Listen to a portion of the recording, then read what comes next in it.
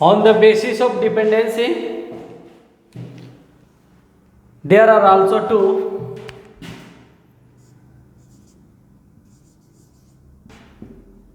basic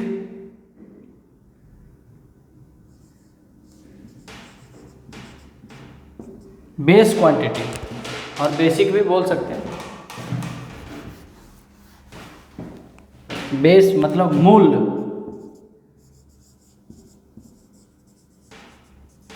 base quantity और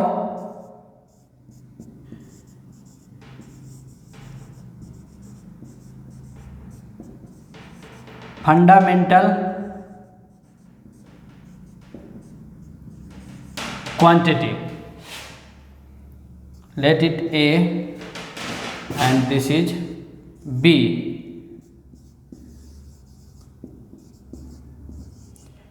Derived quantity.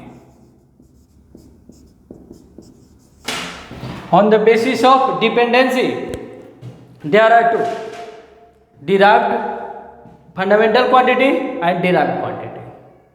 So this is the structure of physical quantity. Physical quantity वैसी quantity जिसके help से हम physics के लॉज को एक्सप्लेन करते हैं, अंडरस्टैंड करते हैं, समझते हैं। फिजिकल क्वांटिटी को टू कैटेगरी में हम बना सकते हैं, on the basis of direction and on the basis of dependency. Okay, on the basis of direction there are two scalars and vectors, and on the basis of dependency base quantity और fundamental quantity, and second one derived quantity. Okay, one by one हम इसको define करेंगे और and explain करेंगे। तो write down, first of all write down scalars. What are scalars? Scalar हम किसे कहते हैं? तो बहुत सिंपल है, आप में से बहुत लोग जानते भी होंगे। 9th 10th स्टैंडर्ड में कहीं कहीं डेफिनेशन आ जाता है व्हाट इज स्केलर, तो बहुत लोग जानते भी होंगे, यहां भी हम जान लेंगे।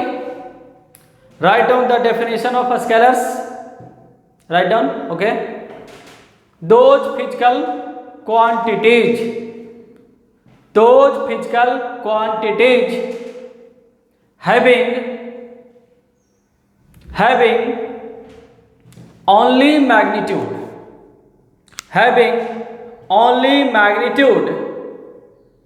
and no any direction,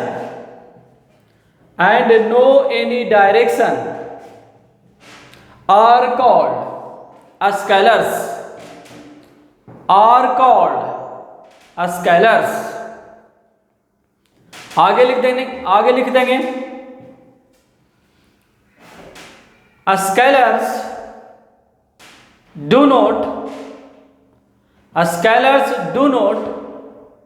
ओबे ट्रायंगल्स लॉ और पैरेललोग्राम लॉ। ट्रायंगल्स लॉ और parallelogram law of vectors addition. Obviously जब स्केलर्स है तो वेक्टर्स एडिशन रूल को फॉलो नहीं करेगा, बट इसीलिए हमने लिखा दिया कि कुछ स्केलर्स ऐसे भी होते हैं जिसमें मैग्नीट्यूड होते हैं, डायरेक्शन भी होते हैं, फिर भी वो स्केलर ही होते हैं, वेक्टर्स नहीं कहलाते हैं, बिकॉज ट्रायंगल्स लॉ और पैरेललोग्राम लॉ को फॉलो नहीं करते हैं। ओके, तो स्केलर्स बहुत सिंपल है, वैसी फिजिकल क्वांटिटी जिसमें केवल मैग्नीट्यूड हो, कोई भी डायरेक्शन ना हो, उसको स्केलर्स कहते हैं। या यूं कह लीजिए कि इसको रिप्रेजेंट करने के लिए, इसको समझने के लिए, समझाने के लिए, पढ़ने के लिए, एक्सप्रेस करने के लिए we need only magnitude and do not need of direction. हमें डायरेक्शन की आवश्यकता नहीं होती है, केवल मैग्नीट्यूड से काम चल जाएगी. एग्जाम्पल्स लिखिए और इसका प्रैक्टिकली हम बता देंगे कि स्केलर्स क्या होता है, डेली लाइफ से रिलेट करके बता देंगे आपको. तो स्केलर्स का एग्जांपल लिखिए. Mass, time, volume, distance, speed, work done, heat energy, any kind of energy, pressure, electric current. इसमें मैग्नीट्यूड भी होता है, डायरेक्शन भी होता है इलेक्ट्रिक करंट में, बट स्केलर नहीं होता. Because triangles law parallelogram law को फॉलो नहीं करता है. etc etcetera, these are scalars. सबसे पहले हमने लिखा है मास. डेली लाइफ में हम लोग मास से बहुत ही ज्यादा फेमिलियर है. डेली हम लोग मार्केट जाते हैं, दुकानदार के पास जाते हैं, शॉपकीपर के पास जाते हैं, उससे हम राशन खरीदते हैं. सपोज दैट आपने चावल खरीदा, तो दुकानदार को, शॉपकीपर को आपका क्या कहते हैं, 10 kg चावल दे दो. आप बस इतना ही कहते हो 10 kg चावल दे दो. तो 10 kg इज व्हाट, मैग्नीट्यूड. उसमें आप कोई डायरेक्शन नहीं लगाते हो. आप ये नहीं कहते हो कि 10 kg चावल हमें उत्तर से दे दो, पूरब से दे दो, पश्चिम से दे दो, अपवर्ड से दे दो, डाउनवर्ड से दे दो. ऐसा नहीं कहते हैं, ऐसा नहीं कहते हैं, ऐसा नहीं कहते हैं कि 10 kg चावल ऊपर से दे दो. Please give me 10 kg rice due north due south. ऐसा नहीं कहते. ऐसा कहेंगे तो एक बार हमें ऊपर से नीचे देखिएगा कि सही है या कुछ बंदा में डिमेरिट आ गया है. ठीक है, सो सिंपल है. Time is a scalar quantity. केवल मैग्नीट्यूड की जरूरत होती है. 10 सेकेंड, 20 सेकेंड, 1 घंटा, 2 घंटा, 4 घंटा, ऐसा नहीं बोलते हैं हम कि कोई हमसे टाइम पूछा, व्हाट्स टाइम, इट्स 8 o'clock. हम ये नहीं कहते it's 8 o'clock, due north, due east. ऐसा नहीं कहते हैं, ऐसा नहीं कहते हैं इट्स 10 o'clock टुवर्ड्स अपवर्ड. ऐसा नहीं कहते हैं ऊपर से 8 बजा है, नीचे से 10 बजा. ऐसा नहीं कहते हैं, बिकॉज स्केलर है. वॉल्यूम एक स्केलर क्वांटिटी है. आप पेट्रोल टंकी पे जाते हैं पेट्रोल लाने के लिए, आप क्या कहते हैं, 5 लीटर पेट्रोल दे दो. 5 लीटर बोलते हैं आप. आप ये नहीं कहते 5 लीटर पेट्रोल उत्तर से दे दो, पूरब से दे दो. Because need not mention direction. यार डायरेक्शन मेंशन करने की आवश्यकता नहीं है. Okay, everyone getting what I am trying to understand you, what I am trying to deliver you. बहुत सिंपल है स्केलर्स. अब आते हैं वेक्टर्स. लिखिए, लिखने में समय ज़्यादा लग जाएगा, वीडियो बहुत लंबा हो जाता है. क्लासरूम में तो हम लिखाते हैं, बोर्ड पे भी लिखते हैं और लिखवाते भी हैं, बिकॉज कोई स्पेलिंग मिस्टेक ना हो. आप लिखिए, वीडियो छोटा बनेगा, बिकॉज क्लासरूम हमारा 2 घंटे का होता है. 2 घंटे में बहुत बहुत बड़ा वीडियो बन जाता है, जो कि यूट्यूब पे अपलोड होने में बहुत प्रॉब्लम होता है. और क्वालिटी अगर डाउन करके डालेंगे तो बच्चों को पढ़ने में प्रॉब्लम होता है. तो आप लिखिए, लिख सकते हैं vectors. Those physical quantities having magnitude as well as direction, as well as direction are called vectors. I am repeating again. Those physical quantities having magnitude as well as direction are called vectors. उसको हम vectors कहते हैं. As for example, note down. ये example लिखने से पहले ये लिख लीजिए. These quantities, एग्जाम्पल से पहले लिखिए. These quantities which strictly obey, these quantities, और ऐसे लिखिए vectors strictly obey triangles law and parallelogram law of vectors addition. Because vectors है तो अपने लॉ को तो फॉलो करेगा ही. आगे पढ़ेंगे हम triangles law and parallelogram law of vectors addition, algebra of vectors में पढ़ेंगे. बहुत इंपॉर्टेंट है वेक्टर्स. वेक्टर्स एक चैप्टर है, इसके बाद हम बताने वाले हैं. वेक्टर एक अलग चैप्टर है, because vector is the backbone of physics. Physics का बैकबोन है वेक्टर.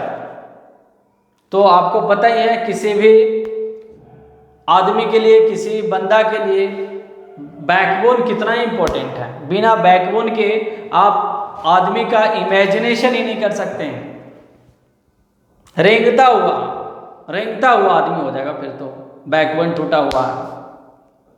सेम है, अगर आपका वेक्टर्स कमजोर रह गया, वेक्टर्स पे पकड़ नहीं बना, वेक्टर्स पे कॉन्फिडेंस आप नहीं हुए, वेक्टर्स में परफेक्शन नहीं आया, तो आप रेंगते हुए फिजिक्स पढ़ेंगे. फिजिक्स का डेरिवेशन आपसे नहीं होगा, फिजिक्स का न्यूमेरिकल्स आपसे सोल्व नहीं होगा. That's why vector is the backbone of physics. अलग से एक चैप्टर है, डिटेल से हम लोग पढ़ेंगे. ओके. तो वैसे फिजिकल क्वांटिटी जिसे मैग्नीट्यूड के साथ साथ डायरेक्शन होते हैं, या यूं कह लीजिए वैसे फिजिकल क्वांटिटी जिसको रिप्रेजेंट करने के लिए, जिसको एक्सप्रेस करने के लिए, जिसको समझने के लिए, समझाने के लिए, पढ़ने के लिए, पढ़ाने के लिए मैग्नीट्यूड के साथ साथ डायरेक्शन भी होना चाहिए.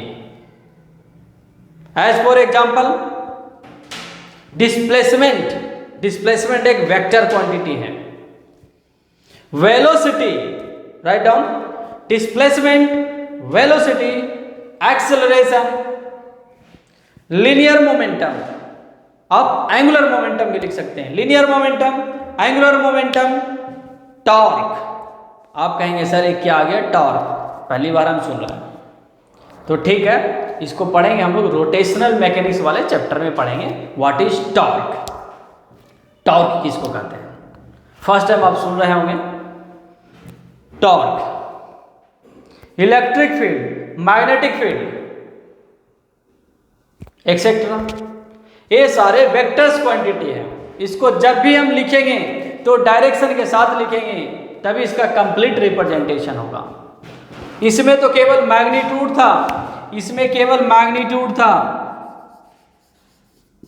इसमें ओनली मैग्नीट्यूड था. इसमें मैग्नीट्यूड के साथ साथ मैग्नीट्यूड प्लस डायरेक्शन भी होना चाहिए. Suppose that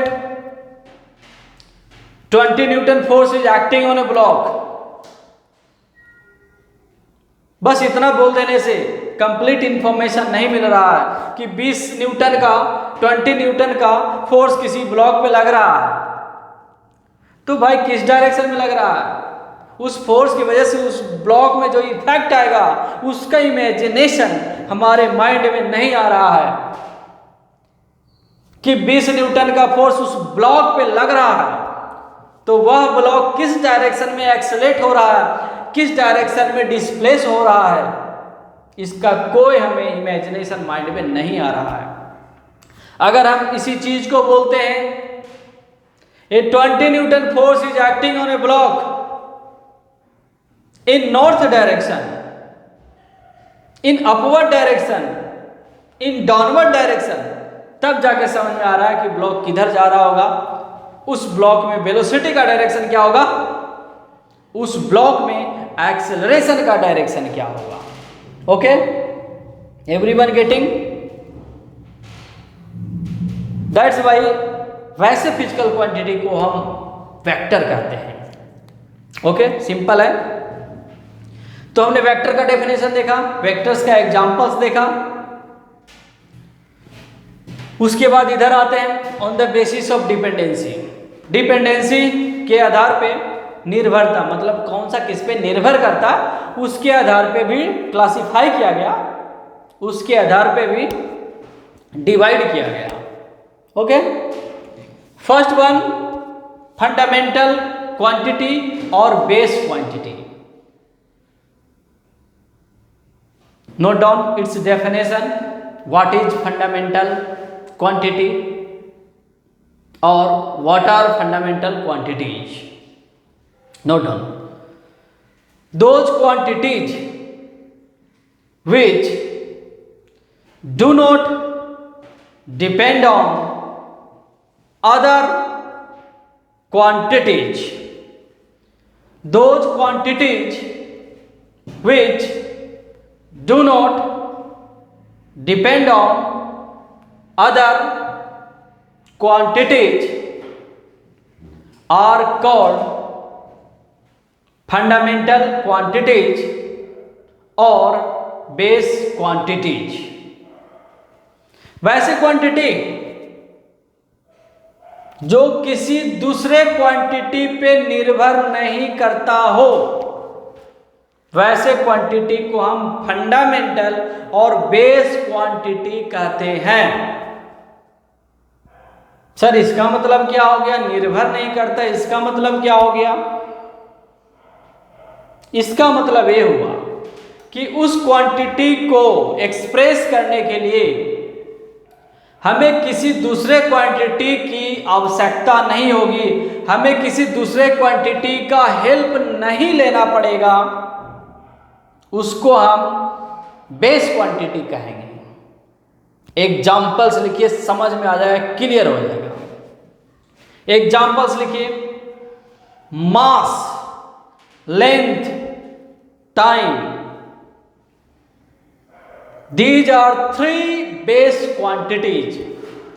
बेसिक, सबसे पहले इन्हीं तीनों को बेस क्वांटिटीज माना गया था, मास, लेंथ, टाइम। बाद में जैसे जैसे सिविलाइजेशन हुआ, डिस्कवरी हुआ, लोगों का रिक्वायरमेंट बढ़ता गया, तो कुछ और बेस क्वांटिटीज को डिफाइन किया गया है, जिसका नाम है electric current, temperature, amount of substance जिसका यूनिट मोल होता है, एंड लुमिनस इंटेंसिटी जिसका यूनिट कैंडेला होता है। इसको भी बेस क्वांटिटी में रखा गया। बट सबसे पहले तीन ही को बेस क्वांटिटी माना गया था, मास, लेंथ, टाइम, बिकॉज इन तीनों से ही लोगों का काम चल जाता था। बट जैसे जैसे सिविलाइजेशन हुआ, इलेक्ट्रिसिटी आया, तो उसको भी बेस मान लिया गया। केमिस्ट्री में छोटे छोटे पार्टिकल्स होते हैं, एवोगाड्रोस नंबर के ऑर्डर में उसके मॉलिक्यूल्स होते हैं, उसको मेजर करने के लिए मोल को डिफाइन किया गया। टेम्परेचर मेजर करने के लिए, आज ज़्यादा गर्मी है, आज कम गर्मी है, एसी लगाओ, कूलर लगाओ, इसको मेजर करने के लिए भी टेम्परेचर को भी बेस माना गया, जिसका ऐसा यूनिट केल्विन होता है। सेम एज लाइट, कौन सा बल्ब से कितना लाइट आ रहा है, किसी का ब्राइटनेस कम है, किसी का ज़्यादा है। स्टार्स में भी किसी का ब्राइटनेस कम है, ज़्यादा है, उसको मेजर करने के लिए भी एक बेस क्वांटिटी माना गया, that is called luminous intensity having SI unit candela. Everyone understand? So simple. So these are fundamental quantity.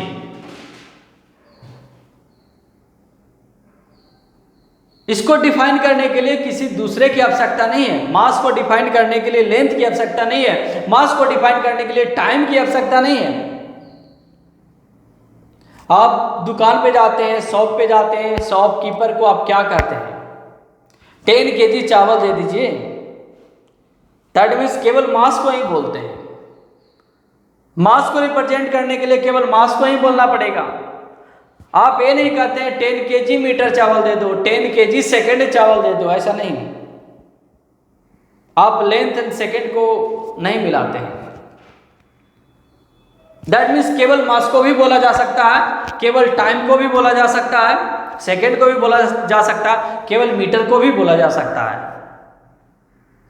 ये सारे क्वांटिटी स्वतंत्र हैं, इंडिपेंडेंट है। बट इसको मिक्स करके एक नई क्वांटिटी का जब हम निर्माण करते हैं, बनाते हैं, फॉर्म करते हैं, when this quantities mix together and form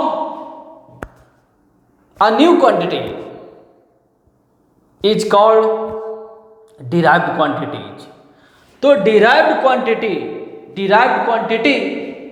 का निर्माण होता है, डिराइव होता है, फॉर्म होता है।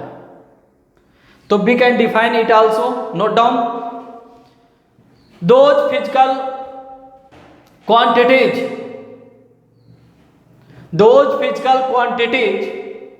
which depend on those physical quantities which depend on fundamental quantities are called derived quantities. Those physical quantities which depend on fundamental quantities are called derived quantities. वैसी quantity जो फंडामेंटल पे निर्भर करती है उसको डिराइव करते हैं। इसका अपना कोई वजूद नहीं है, कोई एग्जिस्टेंस नहीं है, ये इसको आपस में मिलाएंगे तब ये बनेगा। जैसे चावल एक फंडामेंटल है, आटा बोले तो गेहूं एक फंडामेंटल है, दाल एक फंडामेंटल है, मसाले हैं एक फंडामेंटल है। बट इन सबको मिला करके आप जो नया नया डिशेस बनाते हैं वो डिराइव्ड है। फंडामेंटल तो लिमिटेड है बट डिराइव्ड अनलिमिटेड है। तो same as in the physics there are only 7 fundamental quantities which I have told you earlier. There are only 7 fundamental quantities. देखना कौन कौन सा फिर से fundamental, this one mass, length, time,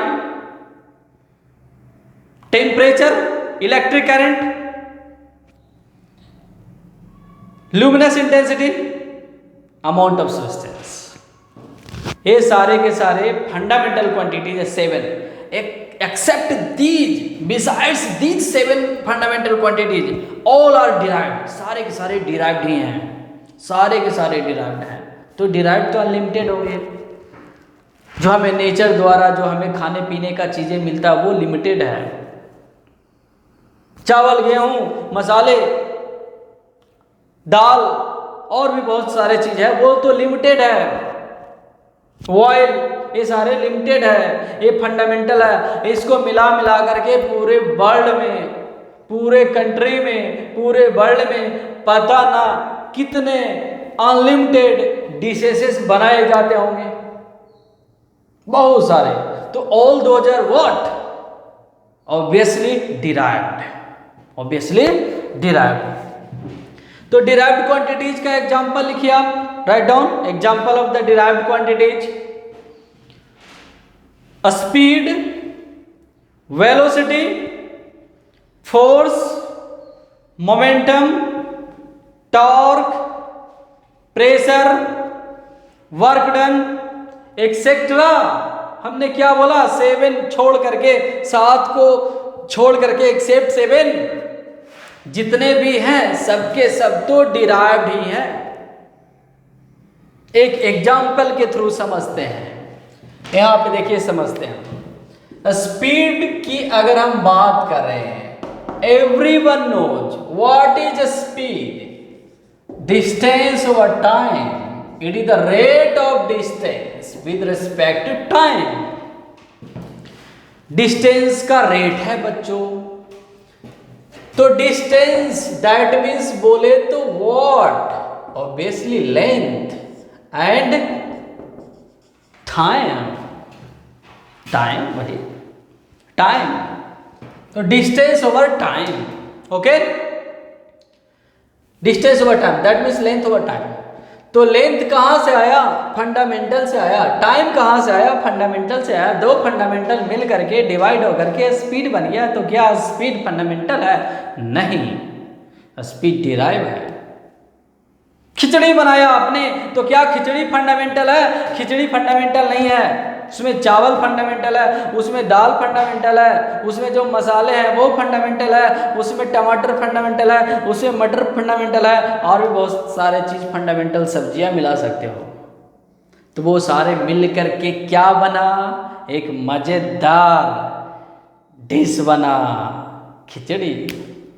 कह गए सर हमको खिचड़ी नहीं अच्छा लगता है। अरे बहुत अच्छा लगता है, बहुत पौष्टिक होता है। ओके, तो इसको हम डिराइव्ड क्वांटिटी कहते हैं। I hope very much clear this structure. Okay, next heading हम लोग लगाते हैं vector, that means first chapter start करते हैं।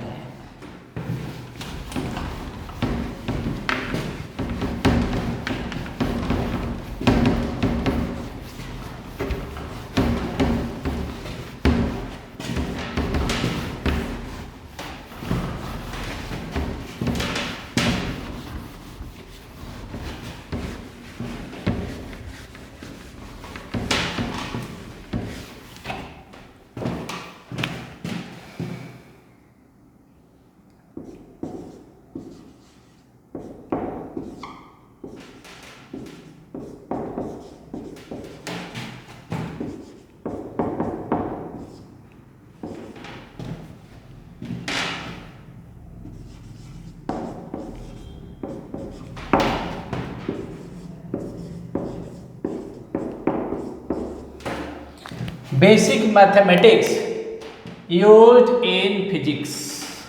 Okay, basic mathematics used in physics, इसको हमने फर्स्ट चैप्टर का नाम दिया।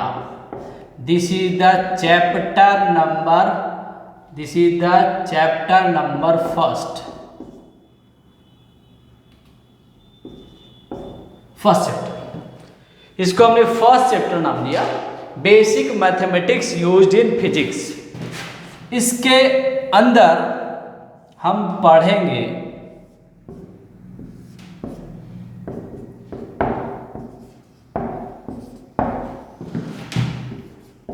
सबसे पहला नंबर टॉपिक जो होगा वेक्टर होगा। Vector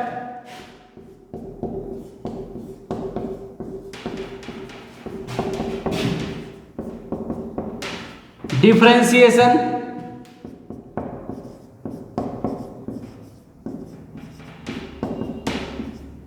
integration.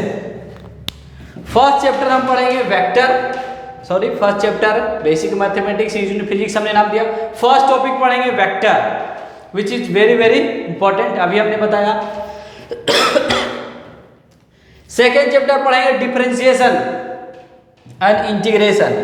एक्चुअली ये दोनों के दोनों कैलकुलस से आया हुआ है, कैलकुलस से आया हुआ है, ये दोनों के दोनों मैथमेटिक्स का टॉपिक है।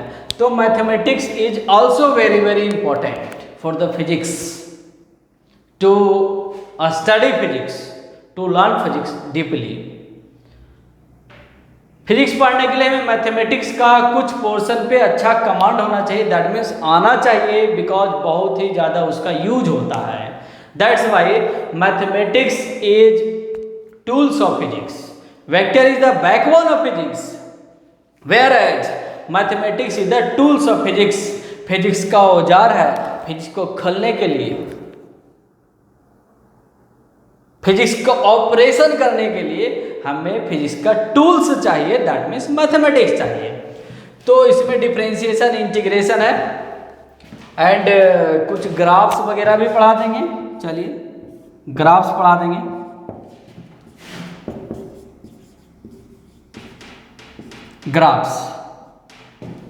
ग्राफ्स पढ़ा देंगे, और भी छोटे छोटे टॉपिक्स हैं which are also very useful, उसको भी पढ़ा देंगे। तो ग्राफ्स, तो बारी बारी से इन सारे टॉपिक्स को पढ़ेंगे। वेक्टर, डिफरेंशिएशन, इंटीग्रेशन, ग्राफ, इसको पढ़ने में काफ़ी टाइम लगता है बिकॉज बेसिक है। ये सारे बेसिक ही बहुत ज़्यादा यूज होता है, बहुत ही ज़्यादा यूज होता है।